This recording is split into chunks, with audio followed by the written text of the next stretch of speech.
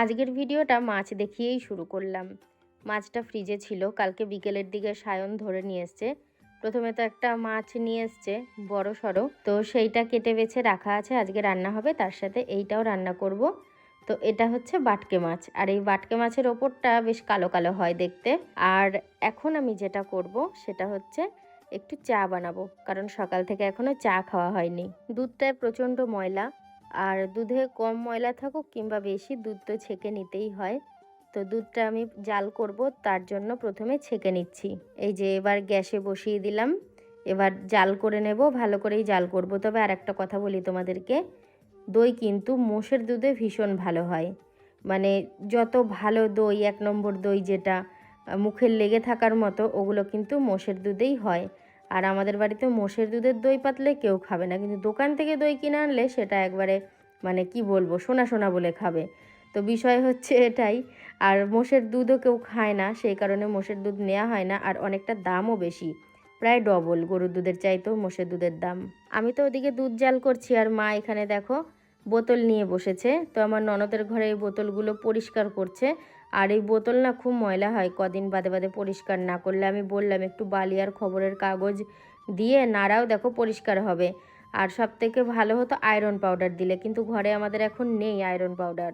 আমি এখন দুধটা নেড়ে চেড়ে ঠান্ডা করছি। ঠান্ডা বলতে উষ্ণ গরম থাকবে, সেই অবস্থায় আমি এই দইটুকুনি দিয়ে দেবো।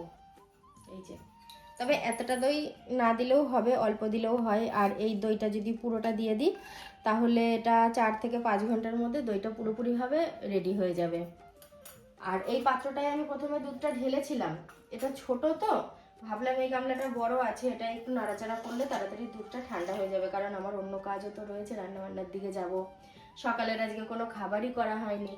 তো তারপরে ওই দইটা মিশিয়ে এর মধ্যে ঢেলে এটা একটা কিছু ঢাকা দিয়ে তার উপরে আমি একটা আমার শাড়ি ঢাকা দেবো, যাতে বেশ একটু গরম গরম হয় ভেতরটা, তাহলে দইটা খুব সুন্দর আর তাড়াতাড়ি তৈরি হয়ে যায়। আর তারপরে আমি দইটা ফ্রিজে রেখে দেবো, যখন খাওয়া হয় হবে।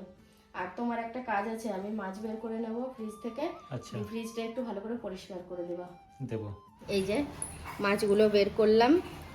তো মাছগুলো এখনো আর কি বরফগুলো গলেনি, একদম নর্মাল হোক, একটু জল দিয়ে রাখবো, তারপরে ভাজবো। আর বাইরে আজকে ঝিরঝির করে বৃষ্টি পড়েই যাচ্ছে, দেখো বৃষ্টি হচ্ছে। এটাকে বলে ইচ্ছেগুড়ি বৃষ্টি, ক্যামেরায় কিন্তু ধরা পড়ছে না, কিন্তু বৃষ্টি হচ্ছে।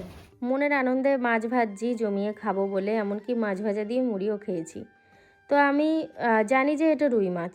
কালকে যখন মাছটা আনা হলো, সবাই খুব ভালো করে বলল যে এটা রুই মাছ। আমার বিশ্বাস করার মতো জায়গাই না যে এটা রুই মাছ নয়।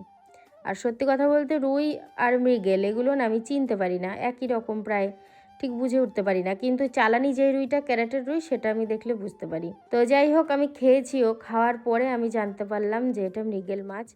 রাত্রে তো এই মাছ আমি খাইনি, আর কেমন একটা মনেও হচ্ছিল। তো আর কি করা যাবে বলো। আর গঙ্গায় মনে হয় মৃগেল মাছের ঝাঁক এসছে, যার জন্য সায়ন বারবার ওই মৃগেল মাছই পাচ্ছে। আর এইদিকে তো ভাত ফুটছে, আর থেকে থেকে ঝিরঝিরে করে বৃষ্টি পড়েই যাচ্ছে। আর মাছগুলো খুব সুন্দরভাবে আমি ভাজা করছি, অনেকগুলো মাছ তো অনেকক্ষণ ভাজতে টাইমও লেগেছে। আর মা আজকে খেয়েছে, ভালো হয়েছে, নাহলে মাছগুলোও তো উঠতো না। আর সত্যি কথা বলতে কি বলতো, আমাদের বাড়িতে এই ধরা মাছ অন্তত কেউ খেতে চায় না, সেভাবে ভালোবেসে কেউ খায় না, কম বেশি অল্প অল্প করে খায়। আর এই দেখো লাল লাল হয়েছে পুরো মাছগুলো ভাজা। আর আমার কর্তাকে বলেছিলাম যে তুমি 2-1 পিস খাও মাছ ভাজা, বললো যে না আমি খাবো না, আমি একবারে ভাতের সাথে খাবো। আর রাজুকে বললাম, ও তো খাবেই না, বলছে কালকে আমি ওই বাইরে খাবার খেয়েছি, পোলাও মাংস, আজকে আর কোনো তেল ঝাল তরকারি কিছুই খাবো না, দই আলু সিদ্ধ ডিম সিদ্ধ এই দিয়ে খাবো। আর খেয়েছেও তাই দিয়ে। এবার মাছ খাওয়ার মানুষ কম। এই দেখো আমি আবার সকালে 2 পিস মাছ ভাজা দিয়ে মুড়ি খাচ্ছি, ভাবা যায়। আবার মাছ ভাজার তেলও নিয়েছি। আর ঝোলটা খেতে কিন্তু ভালো হয়েছিল, জানি মাছটা আমার কাছে অপ্রিয়, কিন্তু ঝোলটা স্বাদ হয়েছিল খেতে। একটু পাতলা করে ঝোল করেছিলাম চন্দ্রমুখী আলু দিয়ে, খারাপ লাগেনি। রান্না তো হয়ে গেল খুবই তাড়াতাড়ি, এবার অন্য কাজ সারবো। আমার রান্না করার পর আমার কুড়ে দশায় ধরেছে, জানো তো। আমি যে এসে একটুখানি শুয়েছি, তো আমি ফেসবুকে একটা ভিডিওতে ভয়েস ওভার দিচ্ছিলাম, একটা মিনি ব্লগে। তো তা করতে করতে ওই শুয়েই রয়েছি, ফোন দেখছি। আমার কর্তা আসলো, আমি বললাম তোমার কি স্নান হয়ে গেছে? বললো হ্যাঁ স্নান হয়েছে, কিন্তু ভাত দিও না, এখন 12টা 15 বাজে। এখন ও একটু ওই মানে আয়নার সামনে দাঁড়িয়ে চুল টুল আঁচড়াচ্ছে, যা যা করার করছে। আবার মাও ভাত খেলো সেই কত বেলায়। আর আমার যে একদম খিদে পায়নি তা না, ও রেডিমেডি হয়নি 12:30 বাজলে ভাত পারবো। দেখো বিষয়টা হচ্ছে অনেকক্ষণ আমি তোমাদের কিছু শেয়ার করিনি। ওই যে আমি কথা বললাম, তারপরে আমি স্নান করেছি, দুজনে মিলে খাবার খেয়েছি, মাছের ঝোল ভাত। তো তারপরে আমি ঘুমিয়ে গেছি। আর আমি ঘুমিয়ে যাওয়াতে আমার কর্তা দেখো ঘুরতে বেরিয়ে গেছে।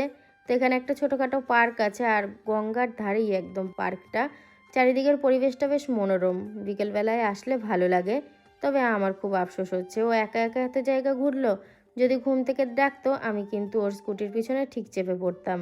ও না উঠে যেত না বাইরে, মানে আমার ঘুমটা তখন অর্ধেক মতো চোখে এসছে, কানটা খোলা। প্রকাশ এসে ডাকছে যে মামা তোমাকে কে যেন বাইরে ডাকছে। তো ও যে সেই উঠে গেছে, বাইরে বেরিয়ে গেছে, তারপরে আর ঘরে ঢোকেনি। ঘুম ভেঙে দেখছি ও নেই, কিন্তু ওই কথাটা আমার খেয়াল আছে। তারপরে ঘুম থেকে উঠে ঘরটার ঝাড় দিলাম, টুকটাক কাজ সারছিলাম। তারপরে ওকে ফোন করলাম, বললাম কোথায় গেছো তুমি? বললো আমি মেলাতলায় এসছি। এই মেলাটা কিন্তু এখনও শুরু হয়নি। ওই শ্রাবণ সংক্রান্তির দিন এখানে মনসা মন্দির আছে, জাহাননগর বলে জায়গাটা, ভান্ডারটিকুড়িতে। তো এইখানেই মেলাটা হয়, আর মেলাটা কিন্তু বেশ বড়ই হয় আর অনেক দিন থাকে।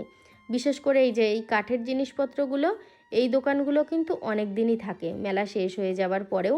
আগে এই মেলার দিন প্রত্যেক বছর এসে সকালবেলায় মায়ের মন্দিরে পুজো দিতাম।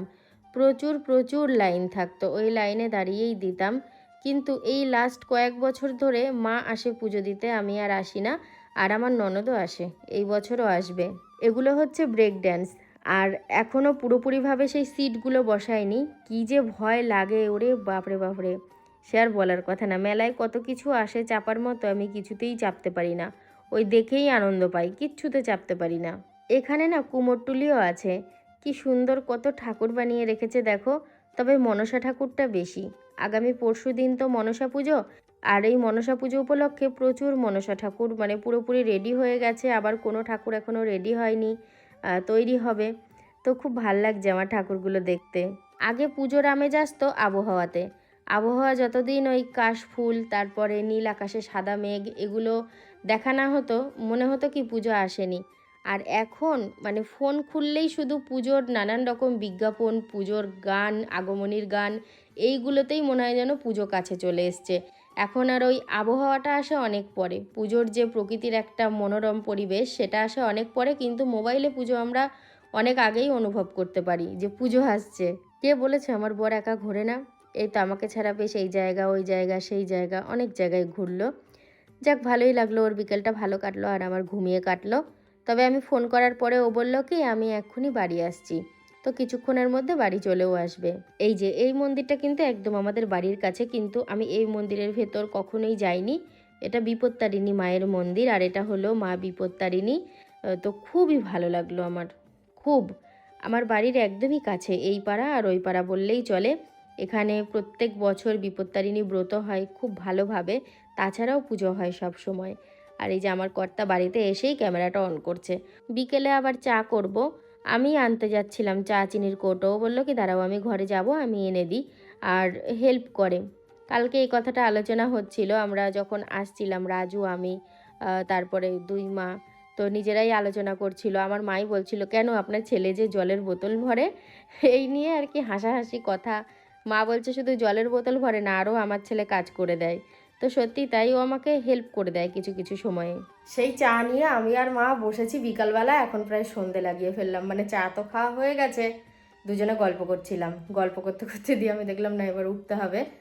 তো তোমাদেরকে দইটা এবার দেখাবো, আশা করি রেডি হয়ে গেছে। আরও আগে আমি দেখাতাম, কিন্তু আমার কর্তা তো ছিল না, ও একা একা মেলা ঘুরতে গেছিলো, তো সেই কারণে শেয়ার করা হয়নি। এই যে ফ্রিজে রাখা যাবে না দই জানো না গো, কারণ ফ্রিজে ডিম আছে, মাছের তরকারিও রেখেছি ডিম আছে বলে। এটা তুমি একবেলা খাবা কালকে, আবার কালকে সকালে বসাবো, দুপুরবেলা রাত্রেবেলা খেয়ে নিবা। এই যে দই উঠে গেছে। এই যে আমার বর এখন দই মুড়ি খাবে, ওর খিদে পেয়েছে। স্বাভাবিক কথা, খিদে পাওয়ারই কথা, কারণ সেই খেয়েছে কখন। জানো মোষের দুধের দই খুব ভালো হয়, গরুর থেকে ভালো হয়। হ্যাঁ, এই গরুর দুধের দই তো জল জল হয়। দেখো মায়ের জন্য আর আমার জন্য আলু আর ডিম একসাথে ভাজা করেছি, তার সাথে একটু লঙ্কাও দেওয়া হয়েছে। তো এই হচ্ছে আলু ভাজা। রাজু, আজকে না মৃগেল মাছ খেয়ে ফেলেছি। আমি রুই ভেবে সিরিয়াস, কেমন একটা লাগছে দিয়ে। এখন প্রায় রাত্রির 9টা বাজে আর মাকে খেতে দিয়ে আসবো, আমিও খাবো একটুখানি পরে।